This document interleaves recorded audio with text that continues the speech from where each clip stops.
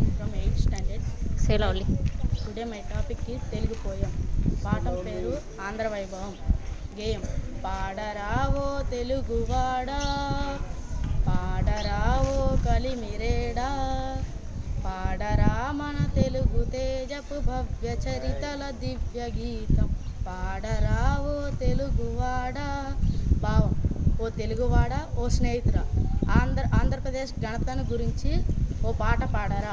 యుగ యుగమ్ముల నుండి బంగారు గంగనిచ్చడు గౌతమి నది, ఓహినూరును కురుల సందున్ ముడిచి కులికిన కృష్ణవేణి, ఒయలుగారతనాల సీమన్ ఓలలాడిన తుంగభద్ర, సొగసుగూర్చెను తెలుగు తల్లికి సుఖము గూర్పును తెలుగు వారికి.